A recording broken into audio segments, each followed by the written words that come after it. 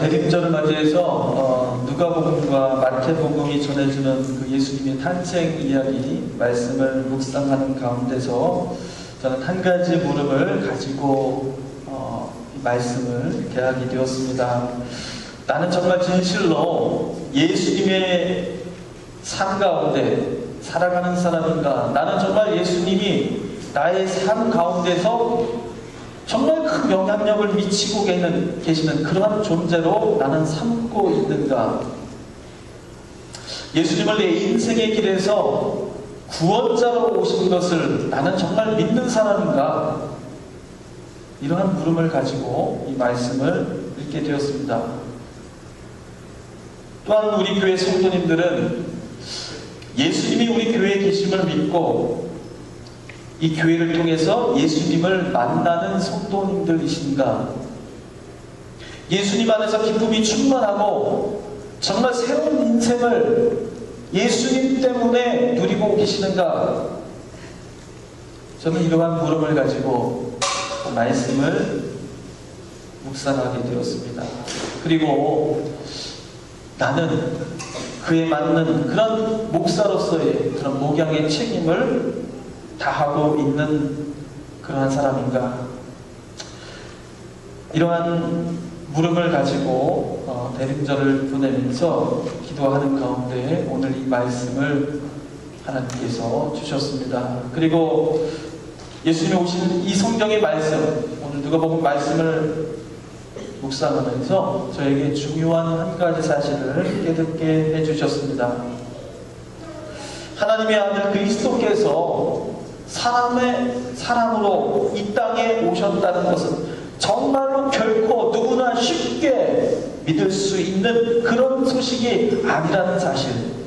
그럼에도 불구하고 그 소식이 전해지자마자 사람들에게 나타나는 반응은 불신과 의심이 아니라 그 사실을 즉각적으로 받아들이고 그 소식이 그들의 삶에 큰 영향을 미쳤다는 사실입니다. 예수님의 탄생 소식에 기뻐하는 사람도 있었고 반대로 두려워하는 사람도 있었지만 그리스도께서 이 땅에 오셨다는 그 소식을 듣고도 이를 무시하거나 부정하는 사람은 아무도 없었다는 것입니다. 어떤 소식으로든지 예수님의 오신 그 사실은 그 소식을 들은 사람에게 부정적이든 긍정적이든 구체적인 삶의 변화를 가져다 주었다는 것이죠.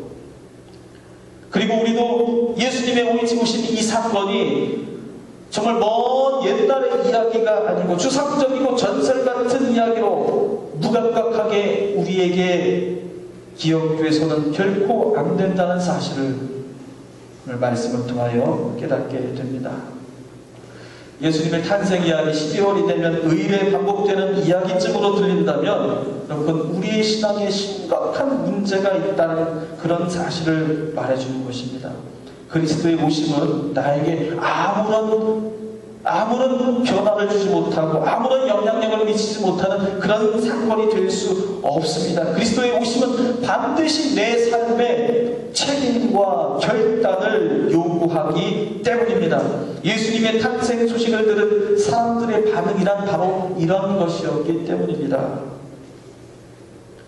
여러분 다 아시지만은 이제 마태복음은 예수님께서 오신다는 그 사실을 가장 먼저 요셉에게 알려줍니다. 누가복음에는 마리아에게 먼저 천사가 와서 마리아에게 먼저 알려주죠. 수태고지를 요셉이 먼저 듣든 마리아에게 먼저 해주셨든 그들이 똑같은 반응을 보이죠. 그들은 그 믿을 수 없는 소식을 듣고 어떤 반응을 보였어요? 두려워했다고 합니다. 그들은 심히 두려워했다고 그렇게 기록하고 있어요. 그리고 그 두려움은 잠시뿐이고 그 소식을 듣고 나서 하나님께 찬양과 경배를 드렸습니다. 동방박사는 어떻습니까? 그들은 유난히 밝은 별을 발견하죠. 그리고 이 별이 새로운 왕의 탄생을 알리는 별이라는 것을 직감합니다. 그리고 그것을 논문으로 발표한 것이 아니고 직접 그 별을 찾아와서 예수님을 만나고 예수님께 경배하며 주님 앞에 찬양을 드립니다.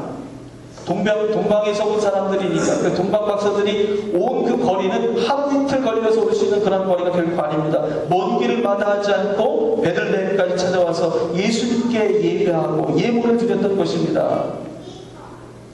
그리스도의 탄생은 그저 뉴스가 아니라 그들의 삶에 직접적인 영향을 미치고 그들의 몸을 움직이도록 만들고 그들에게 무언가를 결단하도록 요구하는 그러한 강력한 사건으로 그 사람들에게 주어졌다는 사실이죠.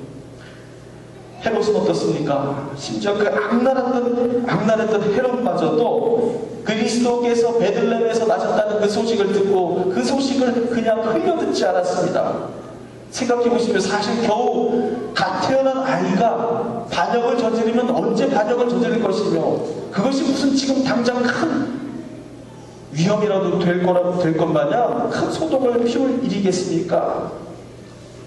그게 그렇게 중요한 문제는 아닐 것이에요. 그런데도 그리스도께서 나셨다는 소식을 들은 헤롯의 반응은 어땠습니까? 여러분, 헤롯의 반응 매우 폭력적이고 정말 생각도 못한 그런 일들을 벌였죠. 끔찍한 일들을 벌였죠. 하지만 그에게서 우리가 주목해야 할 것은 다른 데 있습니다. 그는 그의 소식을, 예수님의 태어나신 소식을 흘려듣지 않았다는 사실입니다. 헤롯은 그 나름대로 진지하게 그 예수님의 나신 소식에 반응했던 것이에요. 마태복음 2장 3절에 이렇게 기록되어 있습니다. 헤롯 왕과 온 예루살렘이 듣고 소동한지라. 여러분, 그 소식이 들려졌을 때 그게 뭐 나에게 무슨 상관이 있다고 라고 넘긴 것이 아니라 그 가짜 뉴스에 그런 일이 세상에 있을 수가 있어 그렇게 넘긴 것이 아니라 그들에게 충격을 줄 만큼, 그래서 그들이 소동을 일으킬 만큼 헤롯에게도 그리고 예루살렘의 그 유대인들에게도 이 사실은 충격적인 사건으로 받아들여졌다는 사실입니다. 그러니 헤롯이 겁을 먹고 2살 이하의 모든 아이들을 살해하도록 명령했던 것이 아니었겠습니까? 그 부정적인 반응이죠. 그러나 중요한 것은 어찌했든 그 소식을 들은 모든 사람들에게는 어떠한 식으로든지 자신의 반응이 있었다는 것이죠. 그들의 삶에 영향을 주는 사건이 되었다는 것입니다. 오늘 읽은 말씀도 같은 사실을 전해주고 있습니다. 예수님의 탄생 소식이 가장 먼저 알려진 사람들은 바로 베들레헴의 목자들이었습니다. 그들에게 주어진 탄생의 예수님의 그리스도의 탄생의 소식은 도저히 믿을 수 없는, 믿어지지 않는 그런 소식이었습니다. 도저히 믿을 수 없는 소식이었던 이유가 2가지 있습니다. 하나는 하나님의 아들 그리스도께서 태어나셨다는 이 귀중한 소식이 왜 자신들과 같은 비천하고 별 볼 일 없는 그런 자신들에게 먼저 알려졌는가? 그들은 전혀 이해할 수 없었기 때문입니다. 우리 10절 말씀을 함께 보시기 바랍니다. 다시 한번 읽어볼게요. 천사가 이르되 무서워하지 말라. 보라, 내가 온 백성에게 미칠 큰 기쁨에서 좋은 소식을 너희에게 전하노라. 그리고 온 백성에게 기쁨의 좋은 소식이 된 이 귀중한 소식을 가장 먼저 들어야 할 사람은 누굽니까? 그건 예루살렘의 높은 사람들 아니겠어요? 예루살렘 성전을 지키고 있는 종교 지도자들 아니겠습니까? 제사장, 대제사장 그들이 아니겠습니까? 성령의 예언대로 메시아가 오셨다, 이 소식을 가장 권위 있고 성경적으로 설명해 낼 수 있는 사람들은 누가 보아도 목자는 아닙니다. 자신들에게 이 엄청난 소식이 손에 쥐어져 봐야 목동들이 할 수 있는 일은 아무것도 없습니다. 그런데도 그 사실이 목자들에게 주어졌다는 사실, 그들은 도무지 이해할 수 없고 믿을 수 없는 것입니다. 2번째 이유는 무엇입니까? 왜 그토록 존귀하신 분이 어찌하여 강보에 쌓여서 구유에 놓여 계시는지를 알 수 없었기 때문입니다. 12절 보시면 이렇게 되어 있습니다. 너희가 가서 강보에 쌓여 구유에 놓여 있는 아기를 보리니 이것이 너희에게 표적이니라. 천사가 전해준 말이죠. 너희들이 볼 수 있는 그분이 메시아라는 사실을 어떻게 알 수 있냐면 강보에 써있고 그분은 구유에 놓여 있게 되어 있을 것이라고 말한 겁니다. 갓 태어난 아이가 들고 있는 강보와 누워있는 구유의 자리가 너희들이 그토록 기다리던 메시아라는 그런 표적이 될 될 수 있을까요? 강부가 아니라 자색 비단을 입고 있어야 하고 구유가 아니라 황금 유람처럼 되어야 하는 그런 정도의 표정이 되어야 그리스도라고 말할 수 있는 것이 아니겠습니까? 가난한 가정에서 흔히 볼 수 있는 갓난한 아이의 이런 초라한 출생의 현장이 결코 표적이 될 수는 없는 것이죠. 더군다나 다윗의 자손으로 오실 그분, 그 다윗의 자손으로 오셔야 하는 그분이 그리스도라면 결코 포대기에 쌓여서 구유 위에 놓여져 있을 리가 없기 때문입니다. 목자들은 지금 메시아가 지금 이곳에 태어나셨다는 그 믿을 수 없는 소식 앞에 서 있습니다. 그 소식이 사실이라면 그들로서는 정말로 감당하기 힘든 그런 엄청난 소식입니다. 그러나 그들은 행동해야 했고 결단해야 하는 무거운 책임의 순간 앞에 서 있습니다. 이제부터 무엇을 선택할지는 오로지 목자들의 결단에 달려있는 순간입니다. 그들은 무엇을 선택했습니까? 세 가지 말씀을 통하여 함께 보고자 합니다. 첫 번째 15절 말씀에 있습니다. 15절 말씀 함께 읽어보겠습니다.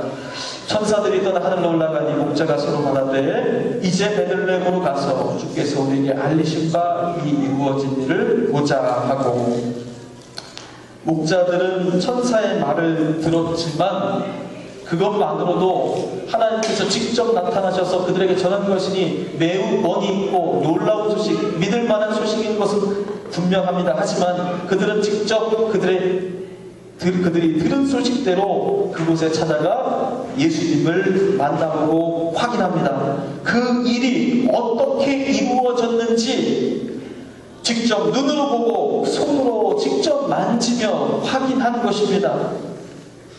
왜 그런 것일까요? 예수님께서 나의 인생을 완전히 새롭게 하시는 분이 되기 위해서는 어떻게 해야 된다는 것입니까? 내가 직접 예수님을 만나야 한다는 것입니다. 누군가에게 전해들은 예수가 아니라 내 눈으로 보고 내 손으로 직접 만진 예수가 아니라면, 남에게 전해 들은 그 예수라면 그건 나에게는 가짜 예수라는 거예요. 내 인생에 아무런 영향도 미칠 수 없는 그저 남의 얘기일 뿐이라는 것입니다. 여러분, 예수를 얼마 동안 믿으셨습니까? 예수를 아신 지 얼마나 되셨어요? 예수 믿었는데 내 삶은 왜 이렇게 변화가 없는가? 그렇게 생각해 본 적 있으십니까? 여러분, 교회를 10년, 20년 다니셨는데 아직도 교회에 오는 일이 일처럼 여겨지고 부담이 되십니까?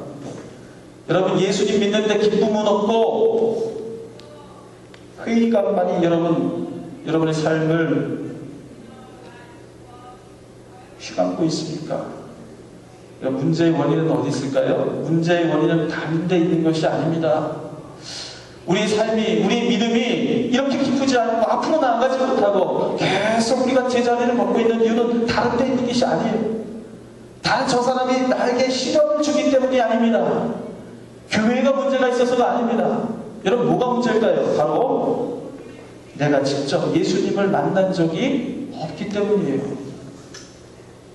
내 눈으로 직접 예수님을 보려고 한 번도 노력해 본 적이 없기 때문입니다.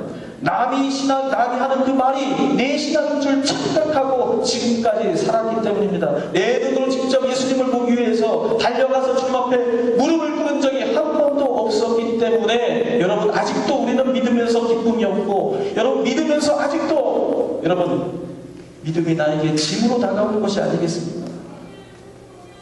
내 눈으로 만나지 않은 하나님, 내 눈으로 직접 무릎 꿇어본 적 없는 예수님, 내가 한 번도 그 앞에 서보지 않았다면 여러분, 예수님은 나의 인생에 아무런 능력이 될 수 없어요. 나와 아무런 상관이 없는 분이 계시는 것입니다.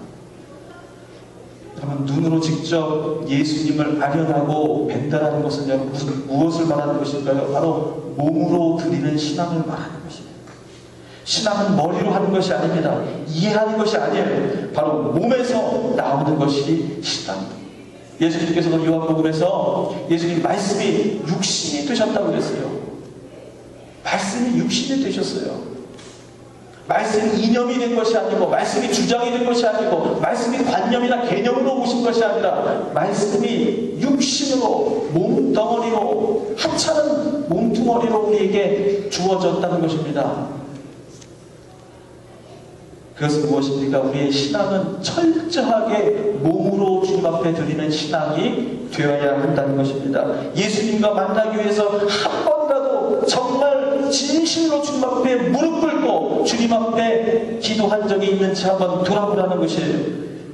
예수님이 도대체 누구신지, 지금 내가 몇십 년을 주님 앞에 믿는다고 성도의 이름으로 살아왔지만 정말 내가 예수님을 잘 알고 있는 사람인가? 나 정말 예수님을 알고 싶어 궁금해 미치겠다고 생각하면서 견딜 수 없는 마음 가지고 예수님 알기 위해서 성경 말씀을 파봤는지를 한번 돌아보라는 것입니다. 여러분, 기도가 안 된다고 한탄하십니까? 나는 왜 기도가 안 되는지 제발 나 하나님 만나서 기도할 수 있는 기도의 문을 열어달라고 여러분 한 번쯤 주님 앞에 기도했는지 여러분 그것을 한번 돌아보라는 거예요. 그 정도도 하지 않고 예수 믿어도 별거 없네, 여러분 이런 소리가 결코 나올 수는 없다는 것입니다. 우리의 관심은 오로지 예수님을 내 눈으로 직접 바라보는 것 외에 다른 것은 결코 있을 수가 없습니다. 내가 아직 예수님을 직접 체험한 사람이 아니라면 여러분 거기에 신앙의 위기의식을 가져야 합니다. 거기에 아무런 문제의식이 없고 내가 살아가면 교회 생활하는데 아무런 걸림돌이 되지 않는다고 생각하면 여러분 그건 뭡니까? 예수님을 믿는 것이 아니고 우상을 믿고 있는 거예요. 교회가 주는 다른 혜택, 보기 좋은 것들, 세상 사람들이 똑같이 누릴 수 있는 그런 혜택과 이익을 교회에서 찾고자 하는 것이죠. 그건 죽은 신앙이나 마찬가지입니다. 예수를 만나는 것이 내 진정한 소원이 되지 않으면 여러분 교회가 의미 없어지고 예배가 지루한 것이고요. 교회 와서 고민만 안고 돌아가게 되는 그런 안타까운 그런 삶이 되는 것입니다. 여러분 직접 예수님을 만나시기를 바랍니다. 여러분 그것이 우리의 삶의 목표가 되어야 돼요. 한 번이라도 만나기만 한다면 반드시 바뀌어질 것인데 한 번이라도 예수님을 만지면 그 삶이 변할 것인데 왜 그것을 안 찾고 계십니까? 여러분 보지 않고 믿는 믿음이 좋은 믿음이에요? 아니에요. 여러분이 직접 만지고 여러분이 직접 눈으로 확인하지 않는 믿음은 위험한 믿음입니다. 얼마든지 쉽게 꺾일 수 있는 믿음입니다. 얼마든지 돌아설 수 있는 믿음이고 얼마든지 주님을 배반할 수 있는 그런 지푸라기 같은 믿음이에요. 여러분 목자들이 주님을 찾아가야 했습니다. 두 눈으로 봐야 했습니다. 왜 그렇습니까? 어떻게 이 일이 이루어진 줄 직접 보고 싶었기 때문입니다. 그런 여러분 간절함이 있으시기를 바랍니다. 그 간절함으로 여러분 주님 아직 만난 경험이 없다면 하나님 제발 저에게 여러분 한 번만이라도 저에게 나에게 말씀 주셔서 여러분의 삶 어느 경로를 통해서라도 하나님께서는 반드시 여러분 만나 주십니다. 그 간절함에 응답해 주실 줄 믿습니다. 두 번째는요, 하나님의 말씀을 전하는 것입니다. 그 말씀이 17절에 이렇게 기록되어 있습니다. 같이 읽어보겠습니다. 보고 천사가 자기들에게 이 아이에 대하여 말하는 것을 전하니, 목자들은 천사들을 통해서 들은 하나님의 말씀을 직접 눈으로 확인합니다. 그리고 자기들이 겪은 그 생생한 그 체험을 그곳에 있는 사람들에게 즉시 전달합니다. 여기 태어나신 아기가 바로 하나님의 아들 그리스도 예수라는 사실을 그 자리에서 증거했다는 말이죠. 여러분 증거가 왜 중요할까요? 증거하는 것이 전도하는 소리입니까? 증거가 왜 중요할까요? 증거는 하나님께서 예수님을 통해서 구원하시는 무대를 이미 펼쳐놓으셨습니다. 그런데 그 무대 밖에서 관망하고 구경하던 그런 주변 사람이었던 내가 뭐가 되는 것이에요? 증거하는 순간 뭐가 되는 겁니까? 그 무대의 주인공으로 변하게 되는 것입니다. 그 무대에 하나님이 직접 채워주시는 그 무대의 주인공으로 그 무대에 서게 된다는 것입니다. 증거한다는 건 바로 그거예요. 세상의 역사 안에서 여러분 목동들 그 이름이라도 할 필요조차 없는 별 볼 일 없고 주변 인물로 남아있어 누구도 그 사람을 주목하지 않는 그 작은 자들이지만 예수님의 복음을 증거할 때에 그들은 성경에 기록되는 자들로 남게 되었다는 것입니다. 예수님의 복음을 증거하는 순간 그 사람은 하나님의 역사 안에서 주변인 방관인 관찰자가 아니라 주인공으로 세워진다는 것이에요. 그러므로 하나님께서 중요한 사람과 중요하지 않은 사람을 구분하는 단 한 가지의 기준은 바로 이것입니다. 그들이 우리가 체험한 바를, 우리가 겪은 바를 증언하는 사람인가 침묵하는 사람인가 그 한 가지 기준만이 하나님에게 있습니다. 증언하는 사람을 하나님은 쓰십니다. 그 사람을 쓰시기 위해서 하나님께서 그를 각별히 여기십니다. 그리고 그를 끝까지 보호해 주시고 그를 지켜주십니다. 누구를 위해서요? 하나님 당신을 위해서. 내가 하나님의 도움으로 살아가려면 어떻게 해야 돼? 내가 하나님의 쓰임을 받는 사람이 되려면 어떻게 해야 합니까? 내가 하나님의 증언자가 되는 것입니다. 내가 하나님의 증거자가 될 때에 나는 그 소식을 듣는 사람이 아니라 하나님의 역사 안에서 스스로 하나님의 일을 해나가는 하나님의 대언자가 되고 하나님의 손과 발이 되는 것입니다. 목동들의 이 이야기가 누가복음에 기록된 이유가 바로 여기에 있습니다. 그들의 인생은 아무것도 내세울 것 없고 보잘것 없습니다. 우리 인생이 그런 거 아니겠어요? 여러분 우리가 뭐 내세울 게 뭐가 있습니까? 주님 앞에서. 하지만 하나님께서 나를 기억해 주실 때 그것 왜 그렇습니까? 바로 내가 하나님의 말씀을 증거하는 사람이기 때문이에요. 하나님의 나라를 구하는 사람에게는 하나님께서 먹을 것, 입을 것, 필요한 모든 것을 염려 없이 다 채워주신다고 약속하신 것도 바로 그러한 것입니다. 하나님이 나를 기억해 주실 때 바로 우리가 증거자의 삶을 살아갈 때입니다. 여러분 증거하는 우리의 성도님들 되시기를 축원합니다. 예수 그리스도의 복음을 내 속에 담아두지 말고 있는 것을 생각만 하지 말고 여러분 내 입으로 발설할 때에 그것을 내 입으로 내뱉을 때에 여러분 그 뱉은 말이 사람에게 귀에 들리는지 안 들리는지 여러분 그건 중요하지 않아요. 내가 말한 것이 효과가 있는지 없는지 여러분 그 하나도 중요하지 않습니다.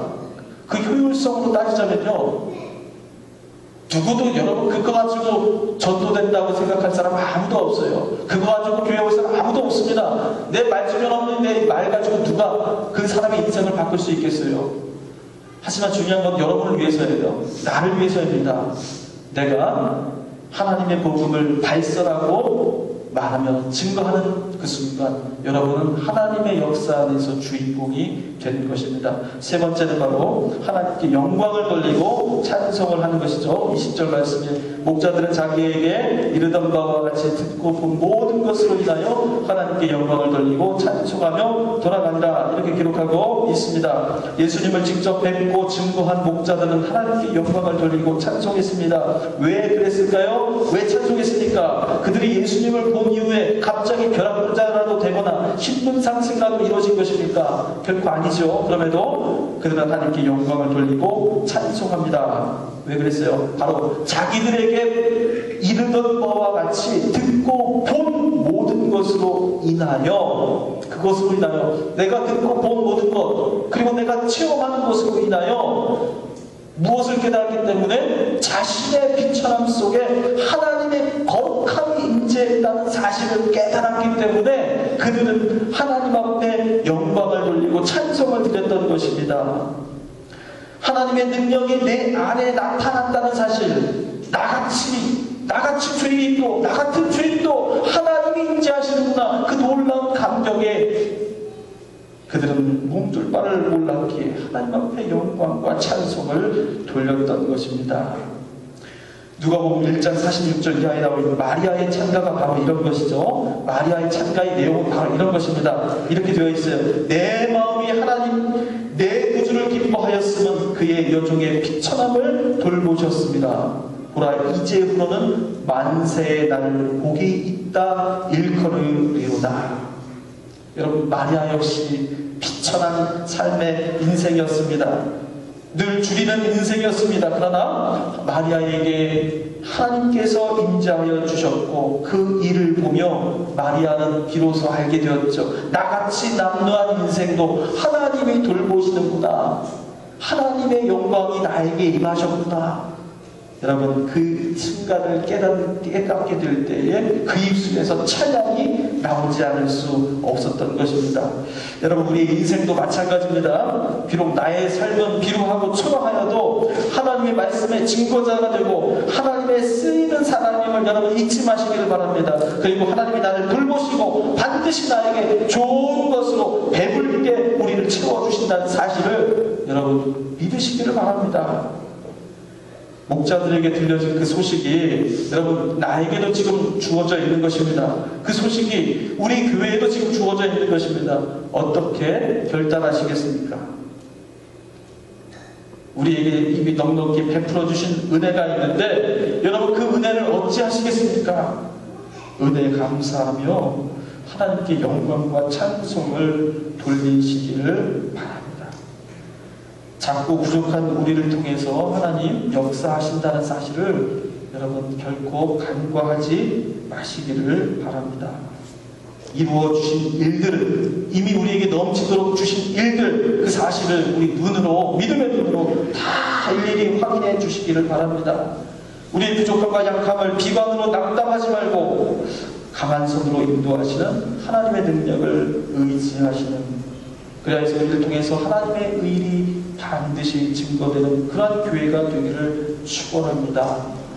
여러분, 대림절 기간이 주님을 만나는 기간, 주님의 말씀이 증거되는 기간, 주님을 찬양하는 기간, 그래서 우리 모두가 하나님의 놀라우신 복으로 기쁨으로 충만케 되는 그런 은혜의 시간들 되시기를 주님의 이름으로 간절히 축원합니다.